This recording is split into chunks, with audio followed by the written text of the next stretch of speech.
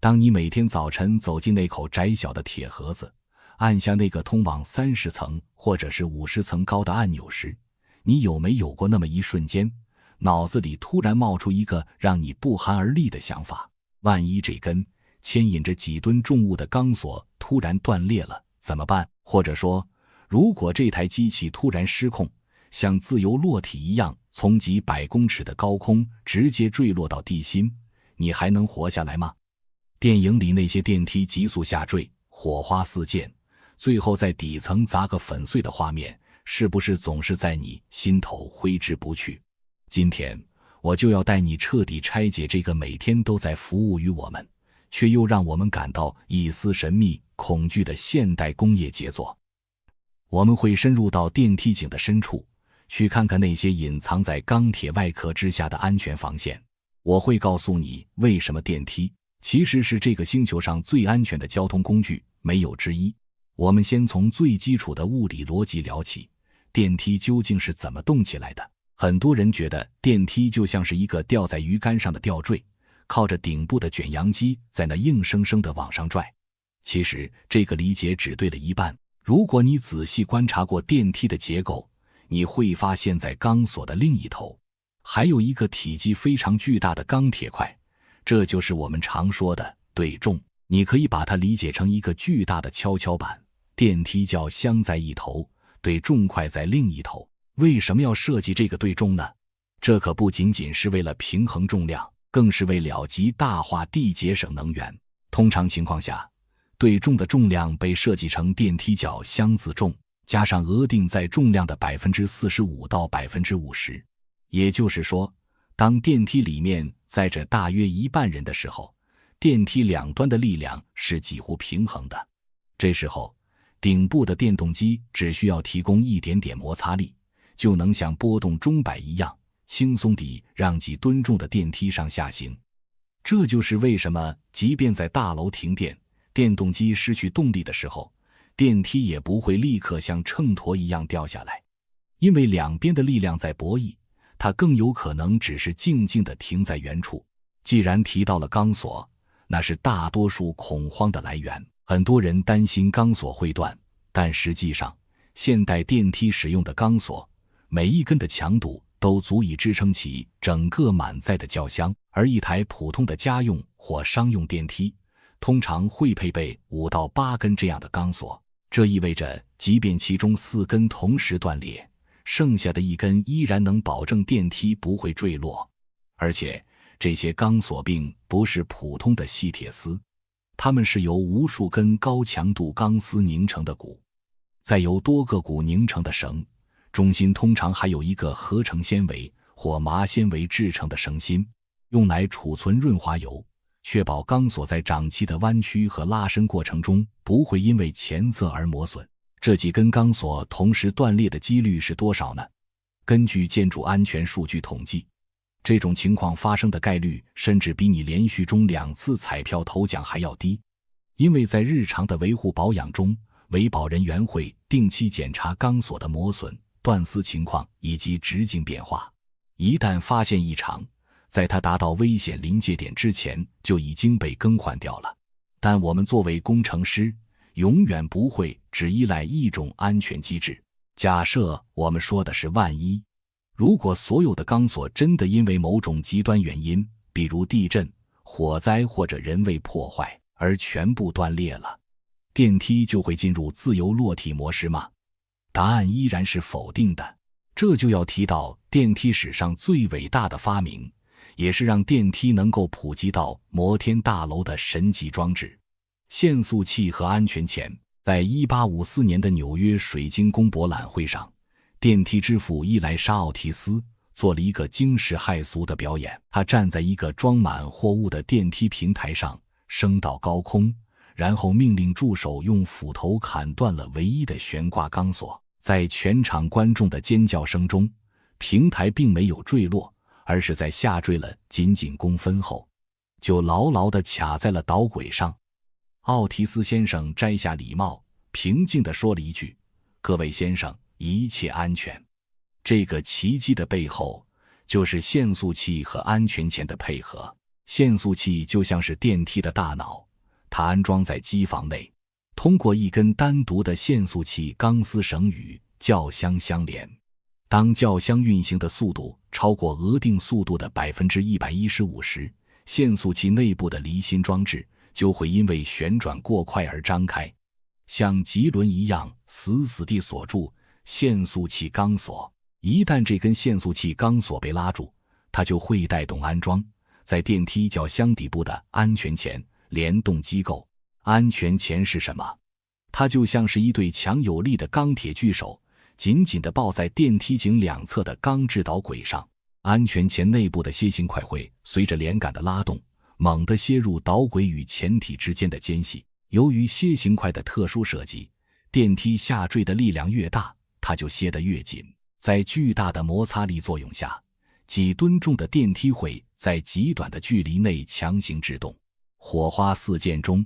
电梯被物理性地锁死在轨道上。这种制动是纯机械式的，不需要任何电力驱动。这意味着即便整栋大楼都没电了，这套防坠落装置依然会精准地发挥作用。看到这里，你可能会想，如果这种猛烈的刹车把人摔伤了怎么办？放心，设计者也考虑到了这一点。安全钳分为瞬时式和渐进式两种。在低速电梯上，我们使用瞬时式，它停得很快；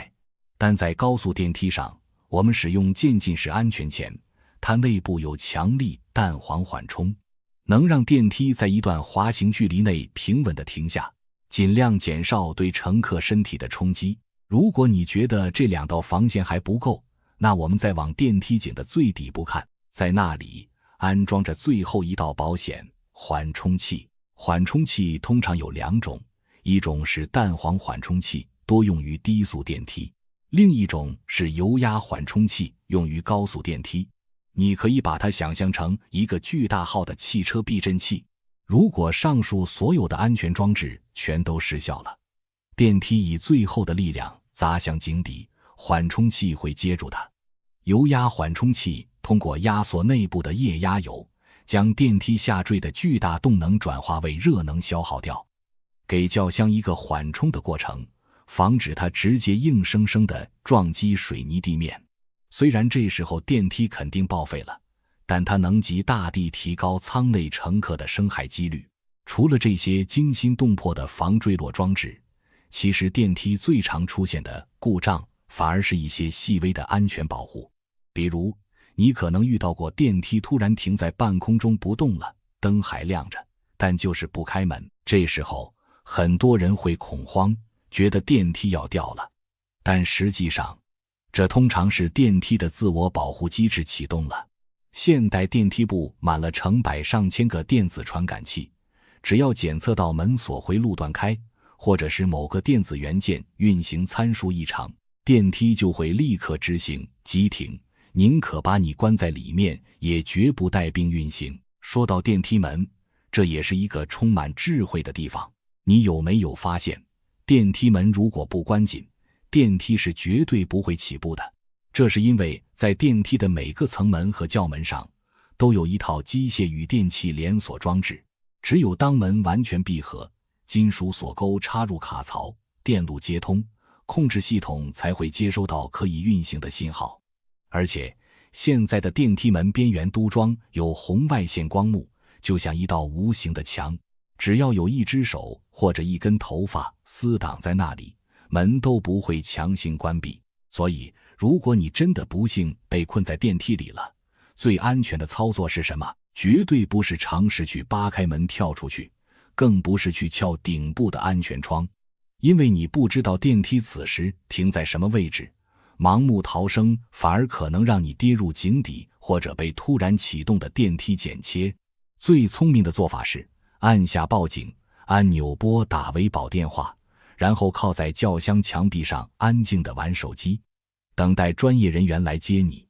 你要相信，你身处的这个铁盒子是被多重钢索牵引着，被限速器监控着，被安全钳守护着，底部还有缓冲器垫底的安全堡垒。在技术日益精进的今天，我们甚至开始利用人工智慧来预测电梯的寿命。云端系统会24小时监控每一台电梯的振动频率、电机电流和开关门次数。在某个零件真正损坏之前，维修师傅的平板电脑上就已经收到了更换预警。这种从事后维修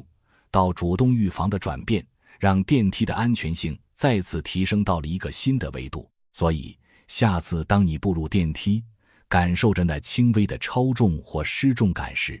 不妨在心里感谢一下那些精妙的物理结构，从对重平衡的优雅，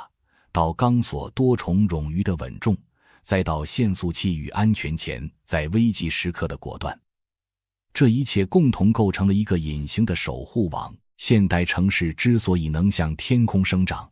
正是因为有了这些深埋于黑暗井道中的安全英雄，让我们能够在几百公尺的高空依然如履平地。电梯不只是一个工具，它是人类工程学对重力发起的一场温柔而坚定的挑战。电梯的运行原理中还有一个非常关键的细节，那就是它的导轨系统。你可以把导轨想象成火车的铁轨，只不过它是垂直安装的。这2根坚硬的铅型钢材从1楼一直延伸到顶楼，精确度要求极高。轿厢通过导靴扣在导轨上滑行，这不仅保证了电梯不会在井道里晃荡，更重要的是，它为安全钳提供了稳固的摩擦基座。如果导轨安装得有一点歪斜，你在电梯里就会感到明显的晃动。而在极高速电梯中，工程师甚至会使用主动导靴技术，通过传感器检测微小振动并产生反向作用力来抵消任何不适感。我们再深入探讨一下关于坠落的心理恐慌。很多人觉得电梯下坠时，如果我在落地那一刻跳起来，是不是就能抵消冲击力？这其实是一个流传甚广的物理误区。首先，电梯下坠的速度通常非常快，你很难精准地掌握那个1%秒的起跳时机。其次，即便你跳起来了，相对于地面，你的下落速度依然高得惊人，就像在奔跑的高铁上往后跳一小步，依然无法改变你随着火车高速移动的事实。所以，最好的姿势其实是背靠墙壁，膝盖弯曲，双手护住头部，利用身体的肌肉和关节来尽可能吸收冲击。当然，这种极端情况在现代安全机制下几乎只存在于假设之中。在这个钢铁林立的现代文明中，我们对于机械的依赖程度超乎想象，而电梯正是这种依赖中最值得信赖的一环。它沉默地运转着，在我们看不见的地方，无数齿轮、钢索、电路板都在协同工作。它不仅仅是高度的延伸，更是人类对于安全承诺的一种体现。每一台合格出厂并定期维护的电梯，都是成千上万民工诚实智慧的结晶。所以，放宽心，去享受那段短暂的垂直旅程吧。因为在你的脚下有整套现代工业文明在为你保驾护航。